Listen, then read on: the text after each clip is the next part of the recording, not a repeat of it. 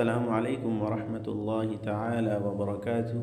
मुहतरम सामिईन, आज हम पढ़ेंगे सूरतुन निसा आयत नंबर 47, तिलावत उर्दू तर्जमा और मुख्तसर तफसीर के साथ। अऊज़ु बिल्लाहि मिनश शैतानिर रजीम, बिस्मिल्लाहिर रहमानिर रहीम। या अय्युहल्लज़ीना ऊतुल किताब आमिनू बिमा नज़्ज़लना मुसद्दिक़न लिमा मअकुम मिन क़ब्लि अन नतमिस वुजूहा फनरुद्दहा अला अदबारिहा औ नलअनहुम कमा लअन्ना अस्हाबस सब्त व कान अम्रुल्लाहि मफ़ऊला।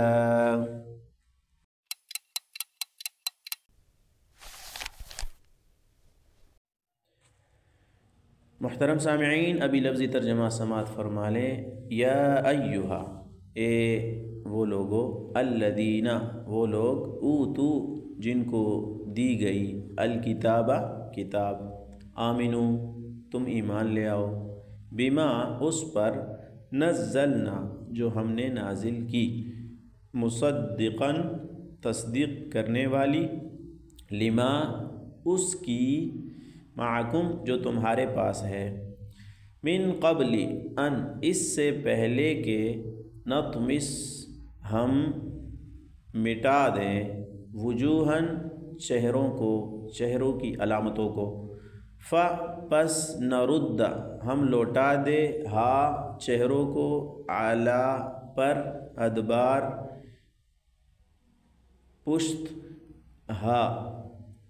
चेहरों की पुश्त, चेहरों की पुश्त पर हम चेहरों को लौटा दें, औ या न लाना हम लानत कर दें, हम उन पर, कमा जैसा कि लाना हमने लानत की, अस्हाबा अस्हाब वाला, असब्त हफ्ते वालों पर, अस्हाब सब्त हफ्ते वालों पर, वकाना और है, अम्रुल्लाही अल्लाह ताला का काम, मफ़ऊला होने वाला।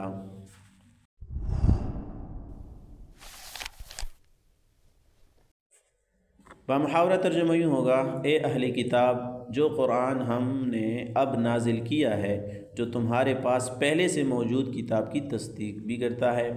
उस पर ईमान ले आओ, क़ब्ल इसके कि हम कुछ चेहरों को मिटाकर उन्हें गुद्दी जैसा बना दें, या इन पर ऐसी फटकार डाल दें जैसी फटकार हमने सब्त वालों पर डाली थी, और अल्लाह का हुक्म हमेशा पूरा होकर रहता है।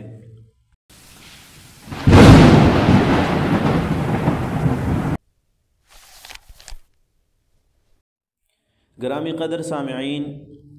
अब इस आयत की तफसीर मुलाहज़ा फ़रमाएँ। पिछली आयत से यहूद का तज़किरा चल रहा है और उनकी बुरी सिफ़ात का ज़िक्र है। इस आयत के अंदर भी उनकी एक बुरी खसलत का ज़िक्र है और साथ ही उनको इस्लाम और क़ुरान पर ईमान लाने का भी हुक्म दिया गया है। चुनांचे अल्लाह जल्ल शान इरशाद फरमाते हैं, या अय्युहल्लज़ीना ऊतुल किताब आमिनू बिमा नज़्ज़लना, ए अहले किताब, जो कुरान हमने नाजिल किया तुम उस पर ईमान ले आओ। और ये कुरान अल्लाह ताला की तरफ से हैं, और पहले से तुम जिस किताब पर ईमान ला रहे हो यानी तौरात, ये कुरान उस तौरात की भी तस्दीक करने वाला है। मुसद्दिक़न लिमा मअकुम, तुम्हारे पास जो मूसा अलैहिस्सलाम के वास्ते से तौरात आई है, तो उसके अंदर जो अल्लाह जल्ल शानुहू का कलाम मौजूद है, जिसमें तहरीफ़ नहीं हुई, कुरान मजीद उस कलाम की भी तस्दीक करता है, तौरात की भी तस्दीक करता है कि ये तौरात भी अल्लाह की किताब है। तो जैसे तौरात अल्लाह की किताब है, कुरान मजीद भी अल्लाह की किताब है, तो जैसे तुम तौरात पर ईमान ला चुके हो, इसी तरह ये भी अल्लाह ताला की तरफ से नाजिल करदा किताब है, अब इस पर ईमान ले आओ। आगे फरमाए, मिन क़ब्ल अन नतमिस वुजूहा, तुम्हारे पास मोहलत है, तुम ईमान ले आओ, और अगर तुम कुफ़र पर डटे रहे तो ऐसा ना हो कि हम तुम्हारे चेहरों को मिटा दें, उनकी निशानात को मिटा दें। इन्हीं चेहरे के अंदर जो आज़ा है, नाक है, कान है, आँखें हैं, منہ ہے، ان سب کو ہم برابر کر دے، سب کو مٹا دے، ساری علامتوں کو ہم مٹا دے۔ فَنَرُدَّهَا عَلَىٰ أَدْبَارِهَا، پھر ہم تمہارے یہ چہرے تمہاری گدی کی طرح بنا دیں۔ جیسے تمہاری گدی بالکل ہموار ہے، اس میں یہ اعضاء نہیں ہے، اسی طرح تمہارے چہرے کے اندر بھی کوئی عضو باقی نہیں رہے گا، گدی کی طرح ہو جائیں گے۔ ایک مطلب اس کا یہ۔ دوسرا مطلب یہ ہے کہ فَنَرُدَّهَا عَلَىٰ أَدْبَارِهَا، ہم تمہارے چہرے تمہارے گدی کی جگہ پہ لے جائیں گے، یعنی چہرہ تمہارا پیٹھ کی طرف چلا جائے گا، گدی تمہاری آگے آ جائے گی۔ اس سے پہلے پہلے تم ایمان لے آؤ۔ اب یہ جو اللہ تعالیٰ نے فرمایا کہ اس سے پہلے پہلے ایمان لے آؤ، تو چہروں کا اسی طرح نشانات کا مٹ جانا اور چہروں کا گدی کی طرح ہو جانا، یہ ہو سکتا ہے کہ یہ بعض مفسرین نے فرمایا کہ یہ قیامت سے پہلے ہوگا، قیامت سے پہلے یہود کے اوپر یہ عذاب آئے گا، تو اس سے پہلے پہلے ایمان لے آئے۔ یا مطلب یہ ہوگا کہ اس طرح ہونا تھا، لیکن چونکہ اللہ تعالیٰ نے فرمایا تم ایمان لے آؤ، اور ان میں سے بعض پھر جیسے کہ پچھلی آیت میں آیا کہ بعض ایمان لا چکے تھے، تو اس وجہ سے وہ عذاب ان کے اوپر نہیں آیا۔ اور بعض مفسرین نے فرمایا کہ یہاں عذاب کا آنا ضروری نہیں تھا، بلکہ احتمال کے درجے میں اللہ تعالیٰ نے فرمایا تھا کہ ایسا نہ ہو کہ تمہارے اوپر عذاب آ جائے، اور عذاب آئے گا تو اس طرح کا عذاب آئے گا، لیکن چونکہ وہ پھر ایمان لا چکے تو اس لیے عذاب ان کے اوپر نہیں آیا۔ تو یہ تین اقوال ہیں مفسرین کے اس کے اندر۔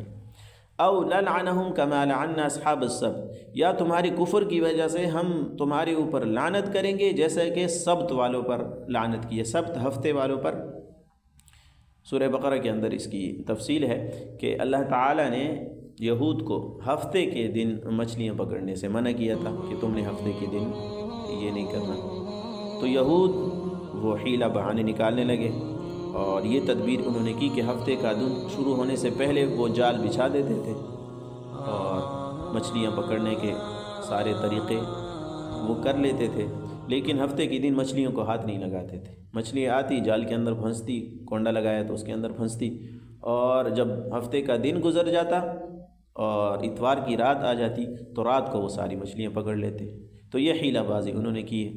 تو اس کی وجہ سے اللہ تعالیٰ نے ان کے اوپر لعنت کی، اور اللہ تعالیٰ نے ان کے چہروں کو بدل دیا اور وہ بندر بن گئے، اور بندر بننے کے بعد کچھ عرصے کے بعد وہ مر گئے۔ آگے اللہ تعالیٰ نے فرمایا وَكَانَ أَمْرُ اللَّهِ مَفْعُولًا، اللہ تعالیٰ کا ہر کام وہ ہو کر رہتا ہے، جو کام اللہ تعالیٰ نے چاہ لیا کہ یہ ہو تو پھر وہ ہو کر رہتا ہے، نہ کوئی اس کو پیچھے کر سکتا ہے اور نہ کوئی اس اللہ کے اس فیصلے کو ختم کر سکتا ہے۔ تو اللہ تعالیٰ نے جیسا کہ سبت والوں کو بندر بنا دیا، وہ بندر بننے سے وہ بچ نہ سکے، اسی طرح اگر تم بھی ایمان نہیں لاؤ گے تو ایسا نہ ہو کہ تمہارے چہرے بھی ہم چہروں کی علامتوں کو وہ بالکل ختم کر دیں اور تمہارے چہرے وہ گدی کی طرح ہو جائیں۔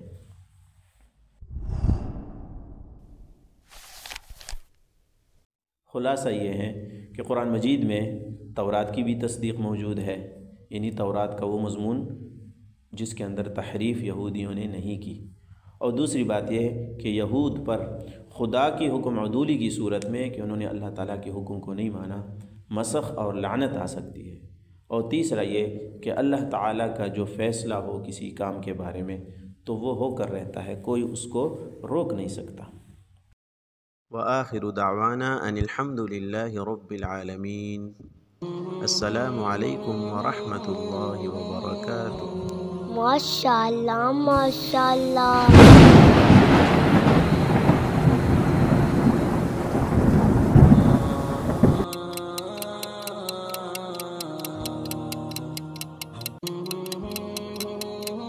مصطفى مصطفى منبع للصفا سيد الأنبياء مشعل في الوفا كان في عطفه لليتامى دفاع